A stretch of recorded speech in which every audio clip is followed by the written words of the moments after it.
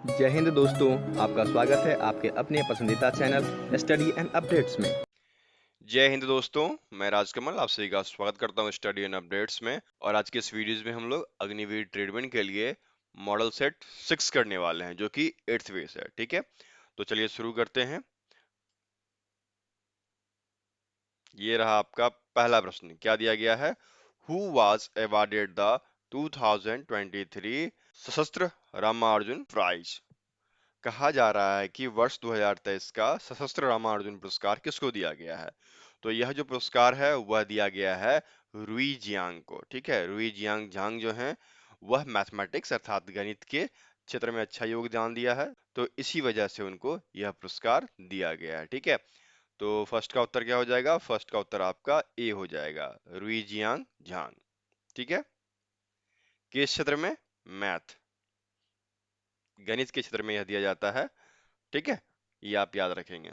चलिए आगे बढ़ें। अब आपका सेकेंड प्रश्न दिया गया है, what is the place of India in the Asian games 2023 medal table.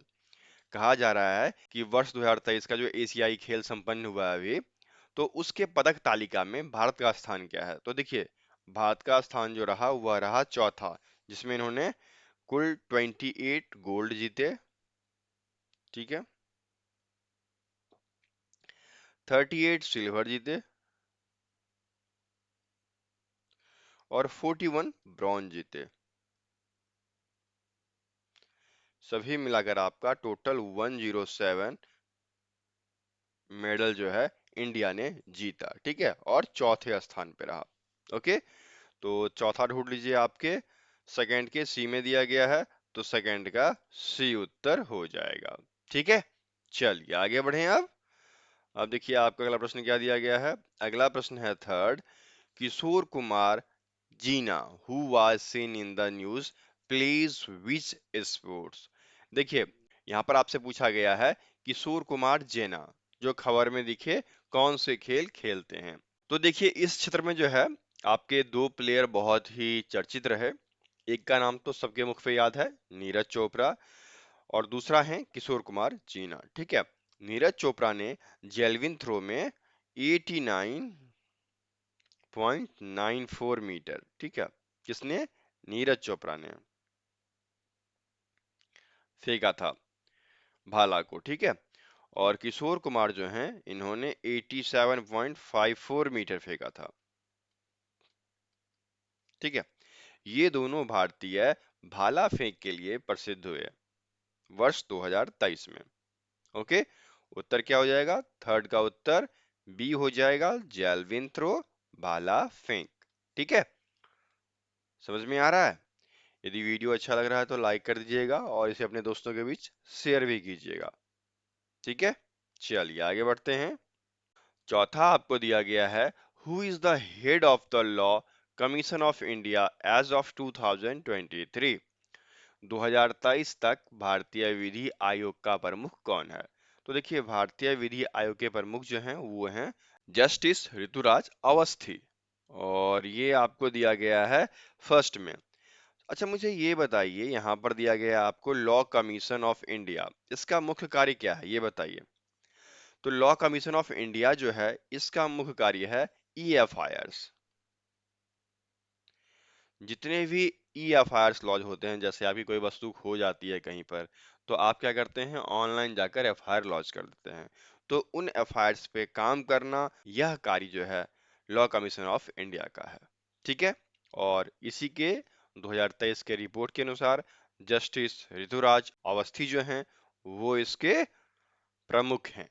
ठीक है, तो उत्तर क्या हो जाएगा? फोर का उत्तर आपका ए हो जाएगा। समझ गए? चलिए अब आगे बढ़ सकते हैं। अब देखिए अगला क्या दिया गया है। पांचवा पांचवा आपको दिया गया है, श्रेष्ठ scheme was launch by which union ministry. श्रेष्ठ योजना जो है किस केंद्रीय मंत्रालय द्वारा शुरू की गई। तो देखिए, श्रेष्ठ योजना जो है यह लॉन्च किया गया था आपके सामाजिक एवं अधिकारित मंत्रालय द्वारा, ministry of social justice and empowerment. अब ये क्यों लॉन्च किया और इसका क्या मतलब, ये जो श्रेष्ठ है इसका फुल फॉर्म क्या है ये बताइए।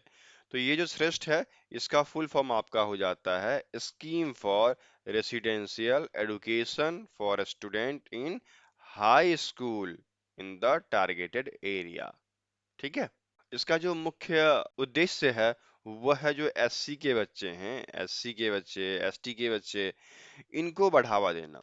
ये बच्चे पढ़ें और आगे बढ़ें, इसीलिए श्रेष्ठ योजना लॉन्च किया गया। ठीक है, किसके द्वारा लॉन्च किया गया? तो यह लॉन्च किया गया ministry of social justice and empowerment के द्वारा। ठीक है, जो कि यहाँ पर ए में दिया गया है। तो उत्तर क्या हो जाएगा?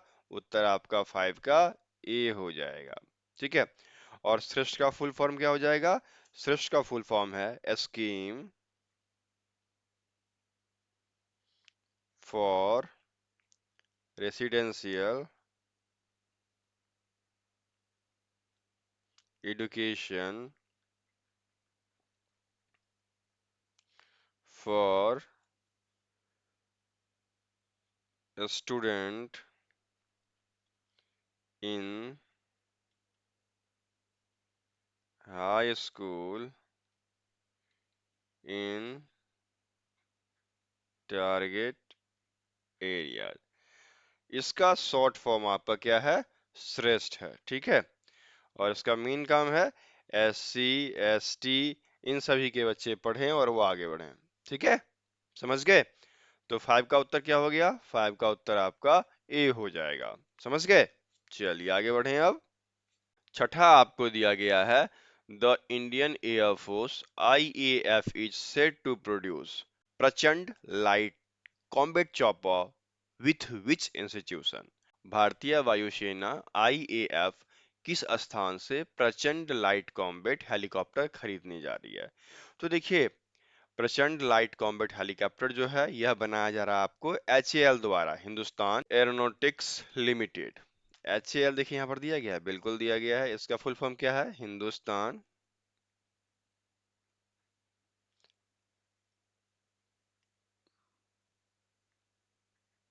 Aeronautics limited. इसके द्वारा जो है प्रचंड लाइट कॉम्बैट हेलीकॉप्टर बनाया जाता है और अभी तक कुल 156 इंस्टॉल हो चुका है प्रचंड लाइट। ठीक है, कहाँ पर? चाइना और पाकिस्तान बॉर्डर पे। ठीक है, उत्तर क्या हो जाएगा? 6 का उत्तर ए हो जाएगा। ठीक है, चलिए आगे बढ़ें।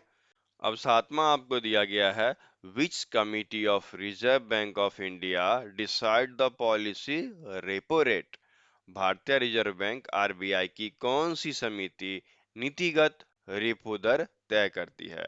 तो रेपो दर जो है यह तय किया जाता है मॉनेटरी पॉलिसी कमेटी के द्वारा। मौद्रिक नीति समिति, बिल्कुल, कहाँ दिया गया है? ए में दिया गया है। ठीक है, उत्तर क्या हो जाएगा? 7 का उत्तर आपका ए हो जाएगा। और इसका मुख्य कार्य है कि प्रमुख ब्याज दर, अनुमानित आर्थिक विकास और मुद्रास्फीति की दरें क्या होगी ये निर्धारित करना। ठीक है, समझ गए? तो 7 का उत्तर यहाँ पर ए हो जाता है आपका। चलिए आगे बढ़ते हैं।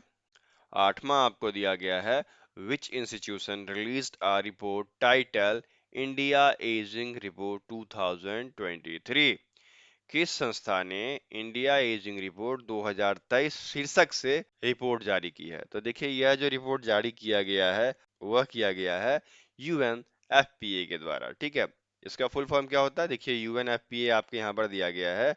इसका फुल फॉर्म आपका हो जाता है United Nations population fund and international institute for population science. ठीक है, इसका मेन मुद्दा यही है कि जो पॉपुलेशन है इसको कैलकुलेट करते रहना और इसके आधार पर जितनी भी रिपोर्ट्स बन सकें वो बनाते रहना। ठीक है, तो उत्तर क्या हो जाएगा? उत्तर आपका 8 का सी हो जाएगा।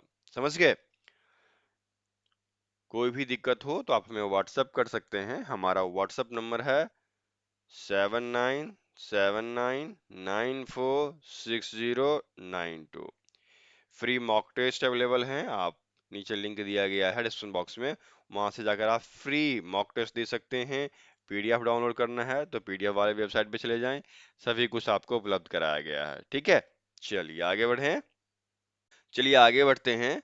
और नौमा आपको दिया गया है Nilgiri tahr is the state animal of which state और यूटी। नीलगिरी तहर किस राज्य या केंद्र शासित प्रदेश का राजकीय पशु है?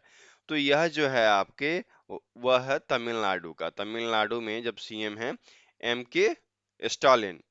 एम के स्टालिन ने सचिवालय से ही एक प्रोजेक्ट की शुरुआत की और उस प्रोजेक्ट का नाम था नीलगिरी तहर। ठीक है, इसकी शुरुआत की गई। और नीलगिरी तहर जो है प्रोजेक्ट इसलिए शुरुआत की गई ताकि वहां का टूरिज्म बढ़ सके, वहां लोग घूमने आए, देखें, और इस टूरिज्म पे टोटल 25 करोड़ फंड दिया गया था। ठीक है, ताकि जो राजकीय पशु हैं उनकी रक्षा हो सके और टूरिज्म को बढ़ाया जा सके। तो उत्तर क्या हो जाएगा? उत्तर आपका तमिलनाडु, जो कि यहाँ पर सी में दिया गया है। ठीक है, तो 9 का उत्तर सी हो गया।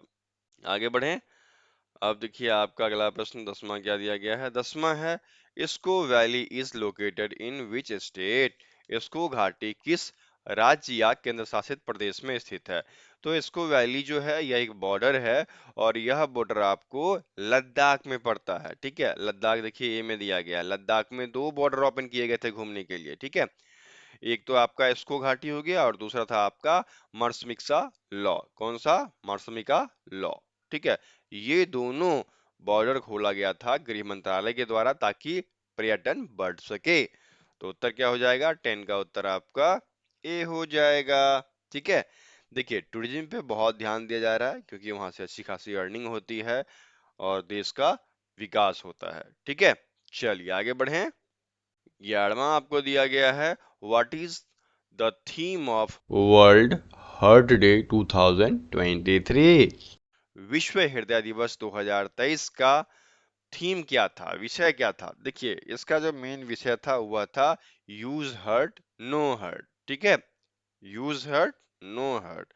जब हृदय का आप उपयोग करेंगे तो इस हृदय को आप जान पाएंगे, यही इसका मुख्य थीम था, जो कि प्रत्येक साल 29 सितंबर 29 सितंबर को सेलिब्रेट किया जाता है। ठीक है, प्रत्येक साल। तो उत्तर क्या हो जाएगा? उत्तर आपका 11 का ए हो जाएगा। Use heart know heart is the theme of world health day 2023 and world health day जो है वह 29 सितंबर को प्रत्येक साल मनाया जाता है। तो 11 का उत्तर ए हो गया। ठीक है, चलिए आगे बढ़े। 12 आपको दिया गया है, which country is the host of Pacific Asia travels association travel mart 2023? देखिए यहाँ पर पाटा के बारे में बातचीत की गई है। पाटा जो है यह मेजबानी करता है किसका? एशियन देश का। ठीक है, एशियन देश में ट्रैवल कैसे आए, किस एरिया में ट्रैवल आएगा, कैसे आएगा, ये डिसाइड करना पाटा का काम है। ठीक है, प्रमोट ट्रैवल एंड टूरिज्म। ठीक है, ये जो पाटा है प्रमोट ट्रैवल एंड टूरिज्म ये कहलाता है। ठीक है, तो इसका जो अभी मीटिंग हुआ था वह हुआ था इंडिया में, और इंडिया के न्यू दिल्ली, जानते हैं आप न्यू दिल्ली तो फेमस है, यहीं पर इसका मीटिंग हुआ था। तो उत्तर क्या हो जाएगा? उत्तर आपका इंडिया देखिए सी में दिया गया है, तो 12 का सी उत्तर हो जाएगा। ठीक है, चलिए आगे बढ़ें। 13 आपको दिया गया है, which of the following was the birth place of Guru Nanak? निम्नलिखित में से कौन सा गुरु नानक का जन्म स्थान है? तो गुरु नानक का जन्म जो है वह 1469 में हुआ था। कब? 1469 में। कहाँ हुआ था? तो नानका साहब। तो नानका साहब आपको देखिए सी में दिया गया है, तो उत्तर क्या हो जाएगा? आपका 13 का उत्तर सी हो गया। ठीक है, चलिए आगे बढ़े। अब देखिए 14 क्या दिया गया है, the uneven distribution of population in the world is due to the varied characteristics of। दुनिया में जनसंख्या का असमान वितरण विभिन्न विशेषताओं के कारण डैश है। देखिए इस दुनिया में क्या है कि विभिन्न देश हैं और विभिन्न देश में अलग अलग लोग पाए जाते हैं। क्यों पाए जाते हैं? इसका सिर्फ एक ही वजह है कि वहाँ की भूमि और जलवायु। जैसी भूमि होगी, जैसा जलवायु होगा, वैसे मनुष्य होंगे, क्योंकि मनुष्य क्या है? मिट्टी से बना हुआ है और यह उस जलवायु में रहना पसंद करता है जहां पर वह करेंटली हो। यदि आप परिवेश चेंज करते हैं तो आपका शरीर धीरे धीरे परिवर्तित हो जाता है। ठीक है, तो जो हमारा पॉपुलेशन है यह लैंड और क्लाइमेट पे बेस्ड है। ओके, उत्तर क्या हो जाएगा? 14 का उत्तर आपका ए हो जाएगा। ठीक है, चलिए आगे बढ़ें। 15 आपका दिया गया है, Dharavi the largest slum of the world is situated in. दुनिया की सबसे बड़ी झुग्गी बस्ती धारावी जो है वह कहाँ है? तो देखिए धारावी मुंबई में है आपका, सब जानते हैं। उत्तर क्या हो जाएगा? 15 का उत्तर डी हो जाएगा।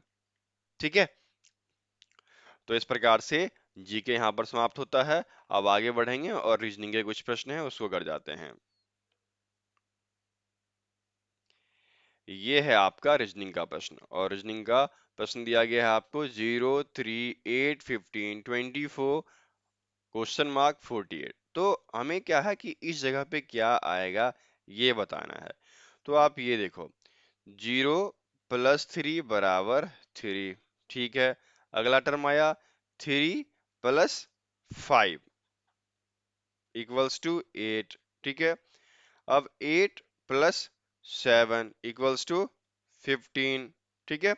फिर देखना 15 प्लस 9 इक्वल्स टू 24, 24 प्लस 11 इक्वल्स टू 35, और 35 प्लस 13 इक्वल्स टू 48। आप यहाँ पर देखना विषम संख्या से यह शुरुआत हुआ, 3, 5, 7, 9, 11, 13, ठीक है, और ये सीक्वेंस बढ़ता चला गया। तो यहाँ पर क्या आएगा? 24 प्लस 11 इक्वल्स टू 35 वाला सीक्वेंस चलाएगा। तो 35 ढूंढिए, आपके डी में दिया गया है, इसलिए 16 का उत्तर डी हो जाएगा। ठीक है, चलिए आगे बढ़ें। अगला है आपका ए ई आई बी एफ जे सी जी के अगला सीरीज क्या होगा? बहुत ही सिंपल, ए से बी प्लस वन, ई से एफ प्लस वन, आई से जे प्लस वन, फिर देखिए बी से सी प्लस वन, एफ से जी प्लस वन, जे से के प्लस वन। तो सी से प्लस वन क्या हो जाएगा? डी हो जाएगा, ठीक है। जी से प्लस वन क्या हो जाएगा? जी से प्लस वन आपका एच हो जाएगा, और के से प्लस वन एल हो जाएगा। तो डी एच एल ये इसका उत्तर हो जाएगा। डी एच एल ढूंढिए, आपके ए में दिया गया है, तो 17 का उत्तर ए हो जाएगा। ठीक है, चलिए आगे बढ़ें। 18 आपको दिया गया है, in a certain code SOBER is written as RNADQ। कैसे लिखा गया है? SOBER, ये लिखा गया है RNADQ के रूप में। Then lotus LOTUS will be written as, देखिए S R S minus one, N O minus one, A B minus one, D E minus one, Q R minus one. तो माइनस वन है ना, तो जे के L, ठीक है। यहाँ पर क्या हो जाएगा? यहाँ पर यदि हम माइनस वन करते हैं तो के आ गया, ओ से माइनस वन करते हैं एन आ जाएगा, टी से माइनस वन करते हैं एस आ जाएगा, यू से माइनस वन करते हैं टी आ जाएगा, एस से माइनस वन करते हैं आर आ जाएगा। क्या बना? के एन एस टी आर, ठीक है। ये ढूंढिए, ये आपके ए में दिया गया है KNSTR। तो उत्तर क्या हो जाएगा? 18 का उत्तर आपका ए हो जाएगा। ठीक है, चलिए आगे बढ़ें। 19 आपको दिया गया है, if Delhi is coded as 73541 and Kolkata is coded as 8258966662, then how Calicut be coded. देखिए बहुत ही सिंपल है, जिसके लिए जो प्रयोग किया गया है वही डाल दीजिए। ठीक है, तो देखिए यहाँ पर एक बार कोड कर देते हैं। ये है आपका DELHI, ये है आपका CALCUTTA। ठीक है, हमें क्या करना है? कालीकट CALICUT। अब देखिए सी के लिए क्या लिया गया है? सी के लिए आपका 8 है, ठीक है। तो 8 आप डाल दो सी वाले जगह पे, ये दोनों जगह 8 आ गया। ए के लिए क्या है? ए के लिए आपका 2 है, तो ए के लिए 2 आ गया।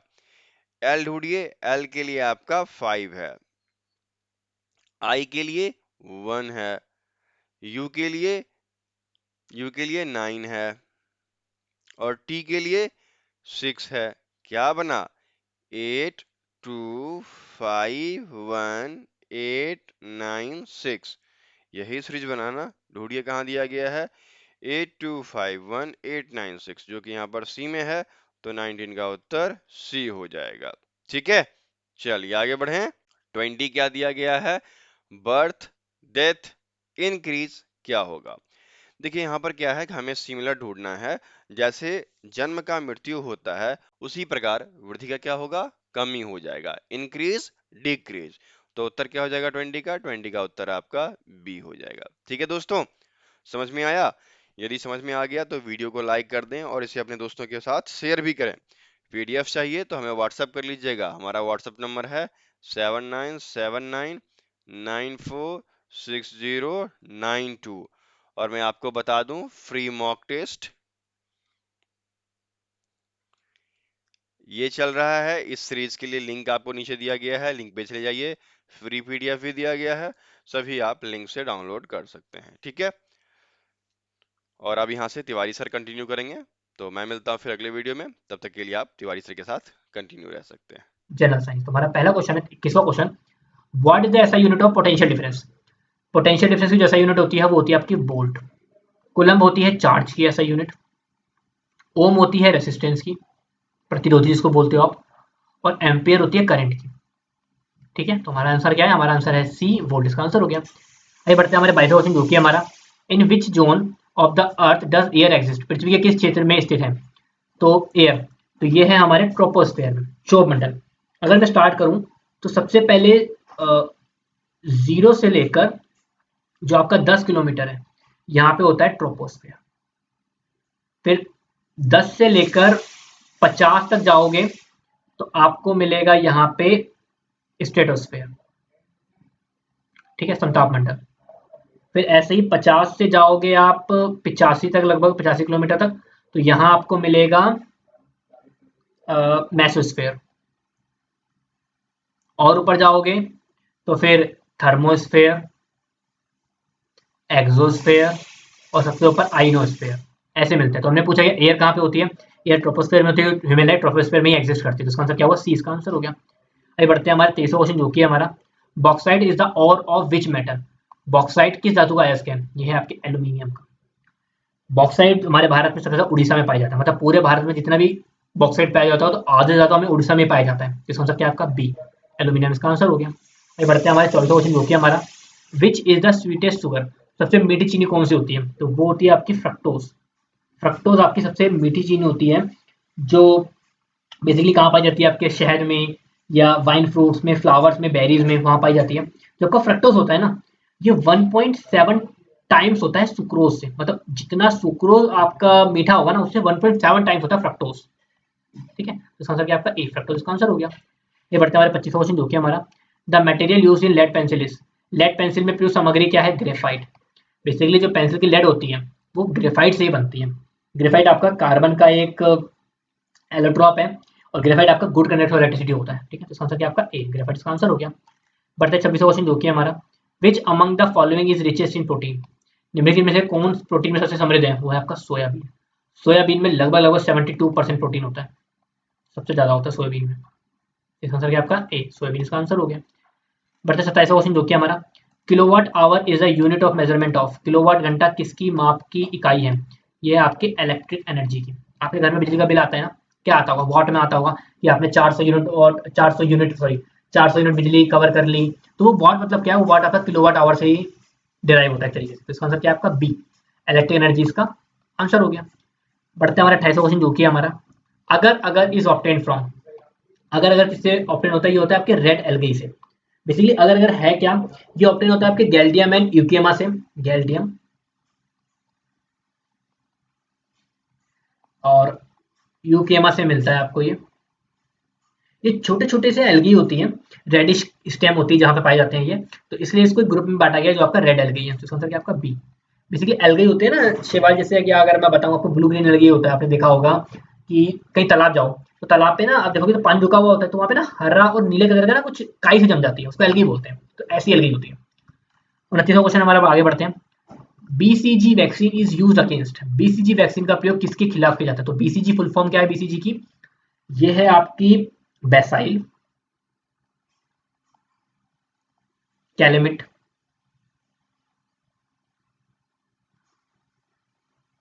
ग्यूरिन, बेसाइल कैलमेट ग्यूरिन, ये इसकी फुल फॉर्म है। बीसीजी किसके किसके लिए यूज होती है? ये होती है आपकी टीबी के लिए। जो बच्चों में या बूढ़ों में अगर टीबी हो की बीमारी होती है तो बीसीजी एक तरह की वैक्सीन है जो यूज होती है इनको ठीक करने में। तो समझ सकते हैं आपका ए टीबी इसका आंसर हो गया, ट्यूबर है ट्यूबरक्लोसिस।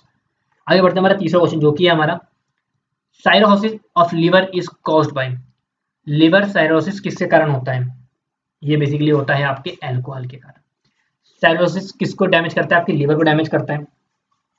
इसके सिम्टम्स क्या होते हैं? सिम्टम्स ऐसे होते हैं कि आपको थकान सी होने लग गई है, आपका वेट लूज होने लग गया है, वोमिटिंग आ रही है, आपके एब्डोमेन की साइड में पेन होना स्टार्ट हो गया है। तो ये सारे साइरोसिस के सिम्टम्स हैं। बेसिकली ये क्या, अगर आप ज़्यादा अल्कोहल कंज्यूम करते हो तो आपके लिवर पे डैमेज हो जाता है, वही है ये। तो इसका आंसर है आपका बी, अल्कोहल इसका आंसर है। आगे बढ़ते हैं हमारे कितने क्वेश्चन जो कि हमारा which of the following is an egg laying mammal, निम्नलिखित में से कौन अंडा देने वाले स्तनपायी होते हैं? देखो एग लेइंग एनिमल दो तरह के होते हैं, एक बेसिकली दो तरह के मैमल पाए जाते हैं, एक होते हैं एग लेइंग और एक होते हैं गिविंग बर्थ, जैसे विविपेरस और ओविपेरस। कुछ जो अंडे देते हैं, कुछ जो सीधा अपने न्यू यंगर्स को बर्थ देते हैं। तो जो प्लेटिपस होते हैं, प्लेटिपस एक तरह के डक की एक प्रजाति पाई जाती है जो आपके एग लेइंग मैमल होते हैं। होते तो ये भी वार्म ब्लडेड है, मतलब गर्म खून वाले होते हैं, बट ये एग ले करते हैं। इसका आंसर क्या आपका डी, प्लेटिपस का आंसर हो गया। आगे बढ़ते हैं हमारा 25वां क्वेश्चन जो कि है हमारा iodine test is use to detect, iodine परीक्षण का पता लगाने के लिए किसका पता लगाते हो आप? स्टार्च का, स्टार्च का पता करने के लिए आप आयोडीन का यूज करते हो। फैट अगर मुझे चेक करना हो तो फैट के लिए मेरे पास जो टेस्ट है वो है आपका एक्रोलिन टेस्ट।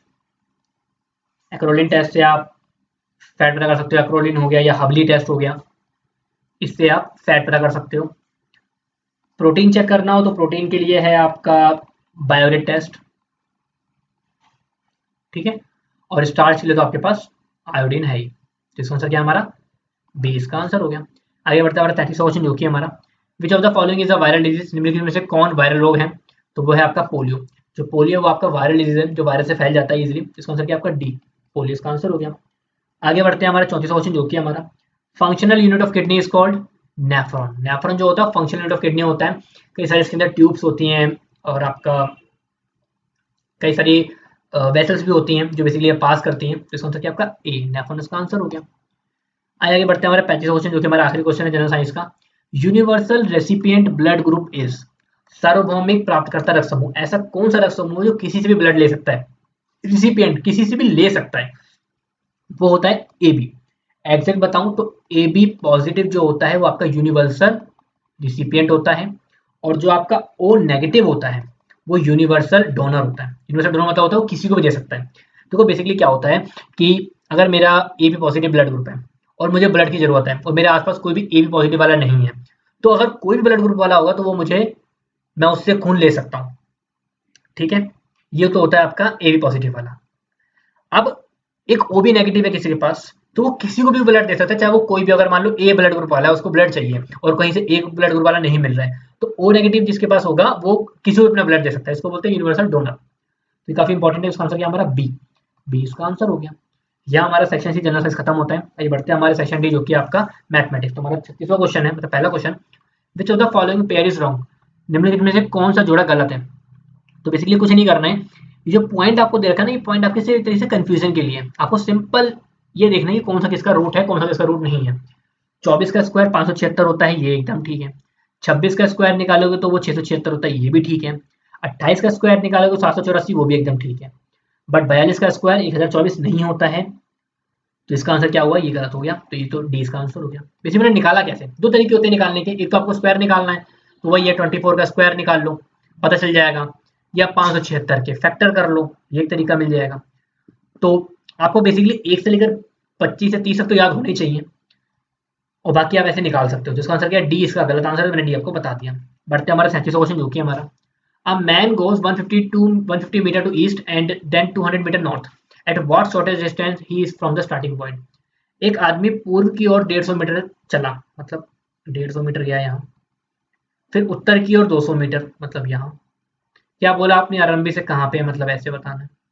ये बनता है 90 डिग्री, ये 150 200 ये निकालना है, तो क्या बोल सकते हो, यहाँ बोलोगे 150 का स्क्वायर प्लस में 200 का स्क्वायर इज इक्वल टू में नाम दे लो, तो ये हो गया आपका ए बी सी, मतलब ए सी का स्क्वायर। ऐसे कुछ होता है ना, पाइथागोरस थ्योरम यही होती है। तो ये हो जाएगा आपका 15 225, मतलब आगे में 2 जीरो, ये हो जाएगा आपका 2 दूनी 4, आगे में 5 जीरो, 4 जीरो सॉरी, तो ये हो जाएगा ए सी का स्क्वायर। सॉल्व करोगे तो ए सी के जो स्क्वायर का जो वैल्यू हो जाएगी वो हो जाएगी आपके, ऐड करने पर टोटल आ जाएगी इनकी, ये हो जाएगी आपकी 0 0 5 2 और 6। इसका रूट निकालोगे तो जो रूट निकालोगे 625, आगे में डबल जीरो का वो निकलेगा 25 25 625 होता है 25, तो जीरो, दो के बदले में एक जीरो, 250 मीटर इसका आंसर हो गया। आगे बढ़ते हैं, हमारा 38वां क्वेश्चन जो कि हमारा how many prime numbers are there between 0 and 20, 0 और 20 के बीच में कितनी अभाज्य संख्या। बेसिकली प्राइम नंबर्स क्या होते हैं, वो नंबर जो सिर्फ अपने टेबल में आते हैं और 1 के टेबल में आते हैं। तो 0 से लेकर 20 तक में कौन कौन से प्राइम नंबर है, 0 नहीं है, 1 प्राइम नंबर नहीं है, 1 कंपोजिट नंबर भी नहीं है। स्टार्ट होता है 2 से, 2 3 5 7 11 13 19, कितने हो गए, 1 2 3 4 5 6 7, कोई रह गया, 17 रह गया, सही याद दिलाया। तो यहाँ पे हो गए आपके 8, ए इसका आंसर हो गया। आगे बढ़ते हैं, हमारे 39वां क्वेश्चन जो कि हमारा sum of the two numbers is 44 if one number is 3 times the other then the numbers are. दो संख्याओं का योग 44 है, एक संख्या दूसरी संख्या की 3 गुनी है। माना पहली संख्या हो गई x, तो सेकंड कौन सी हो जाएगी, उसकी 3 गुना मतलब 3x। Sum x plus 3x is equal to 44, 4x is equal to 44, x की वैल्यू 44 डिवाइड बाई 4 मतलब 11, तो x तो हो गया 11, 3x निकालना है तो 3 इंटू 11 मतलब 33, तो क्या पेयर बना 11 33 का, मतलब डी इसका आंसर हो गया। आगे बढ़ते हैं, हमारे 40वां क्वेश्चन जो कि हमारा फैक्टर्स ऑफ, कारक निकालने किसके, y square plus 2y minus 3। Solve करते हैं, फैक्टराइज करने एक तरीके से, y square minus 2y plus minus 3। ऐसा कोई नंबर जिसको मल्टीप्लाई करने पर 3 है, प्लस माइनस करने पर 2 है, तो y square plus 3y minus में y माइनस में 3, y common, y plus 3 minus का 1 कॉमन, y प्लस 3, तो एक पेयर तो बन गया y प्लस 3 और एक पेयर बन गया y माइनस 1। तो क्या आंसर हुआ इसका, इसका आंसर हुआ बेसिकली बी, बी इसका आंसर हो गया। सिंपल फैक्टराइजेशन मेथड है, मैं कई बार बता चुका हूँ, तो ये काफी आसान आता है क्वेश्चन, एक ना एक तो पेपर में आता ही आता है। बढ़ते हैं 41वां क्वेश्चन जो कि हमारा the population of a village is 27,500, the ratio of man and women is 3:2, find the number of man. एक गांव की जनसंख्या 27,500 है, पुरुषों और महिलाओं का अनुपात निकालना है। दोस्तों ऐसे करेंगे हम, मैन है 3, वुमेन है 2, तो ये हो गया आपका 3x प्लस 2x मिला के कितना हो जाएगा 27,500, ऐसे ही होगा ना कुछ, हाँ 5x बराबर 27,500, ठीक है, टोटल हो गया। x की वैल्यू निकालोगे तो 27,500 डिवाइड बाई 5, तो कटिंग करोगे तो x की वैल्यू आ जाएगी आपकी 5500, ठीक है, कटिंग करने पर। निकालना किसका है, मैन का, 3x 3 इंटू में 5500, तो ये हो जाएगा आपका 16,500 इसका आंसर। तो इसका आंसर क्या हो गया आपका, सी इसका आंसर हो गया। आगे बढ़ते हैं हमारे पहले क्वेश्चन जो कि हमारा in a right angle triangle if one angle is 50 degree what will be the measurement of the third angle. एक समकोण त्रिभुज में यदि एक कोण 50 का है तो तीसरे कोण की माप, देखो एक समकोण त्रिभुज है तो बेसिकली पहला एंगल हो गया 90 डिग्री का, दूसरा है 50 का, तीसरा निकालना है, कुल होता है 180 डिग्री का। तो x बराबर 180 माइनस में 90 और 50 140 होता है, x की वैल्यू होगी 40 डिग्री। क्या आंसर हुआ इसका, ए इसका आंसर हो गया। ये बढ़ते हैं हमारा 43वां क्वेश्चन जो कि हमारा an article then sold for Rs 329 in incurred 6% loss the speaker, what is the cost price of the article. एक वस्तु को 329 रुपए में बेचा गया तो दुकानदार को 6% की हानि हुई, वस्तु का क्रय मूल्य निकालना है। सीपी मानना x, लॉस परसेंटेज क्या होता है formula, loss upon CP into 100। 6 बराबर लॉस निकालना है तो लॉस हो जाएगा आपका 6x बट्टे पे 100 मतलब 3x बट्टे पे 50। कोई डाउट नहीं होना चाहिए। अब लगाते हैं लॉस का फॉर्मूला, वो होता है आपका सीपी माइनस एसपी। लॉस है 3x अपॉन पे 50, सीपी है x, एसपी है 329। सॉल्व करोगे x माइनस 3x अपॉन पे 50 इज इक्वल टू में 329। सॉल्व करो, एलसीएम आया 50, 50x माइनस में 3x इज इक्वल टू में 329, ये हो जाएगा आपका 47x upon 50 is equal to में 329।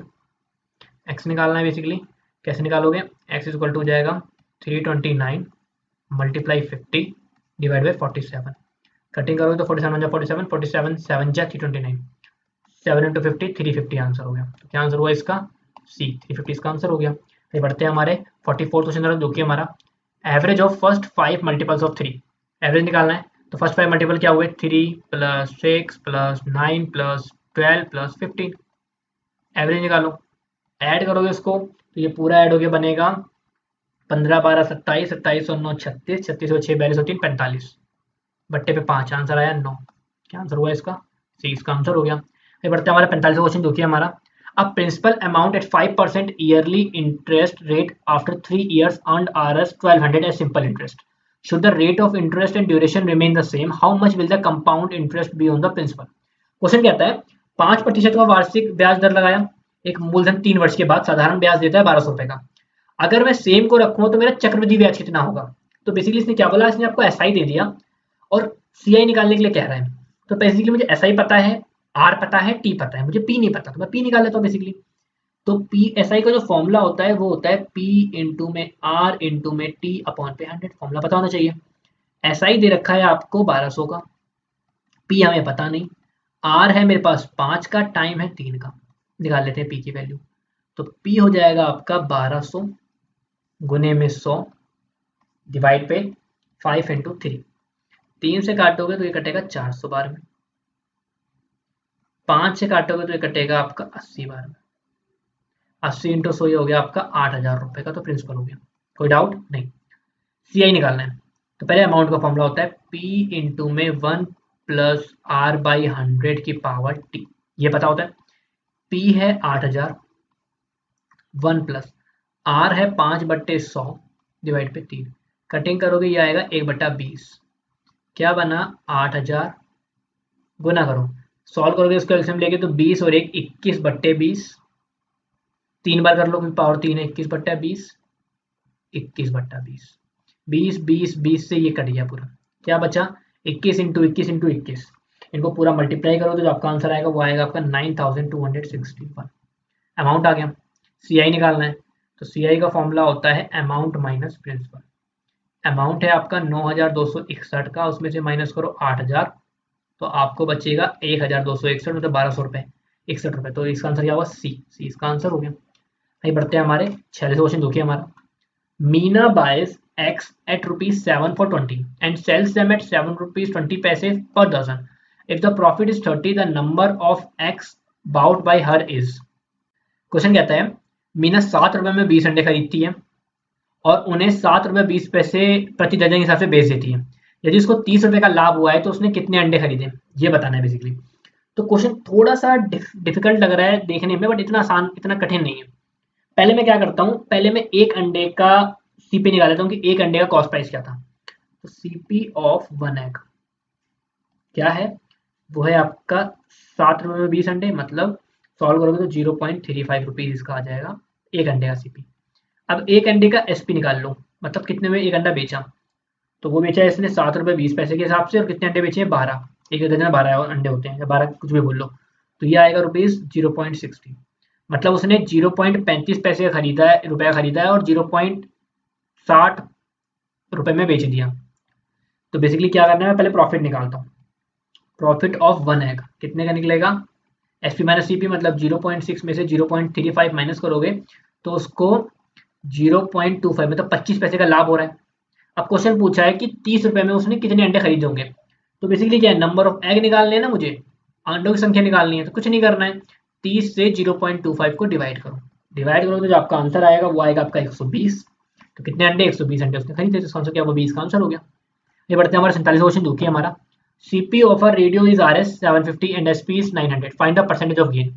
सिंपल सी बात है, क्रय मूल्य 750 है और जो आपका विक्रय मूल्य है 900 रुपये, लाभ प्रतिशत बताना है। पहले लाभ निकालते हैं। प्रॉफिट का फॉर्मूला होता है एसपी माइनस सीपी, मतलब 900 में से 750 जाएंगे तो कितना बचेगा 150।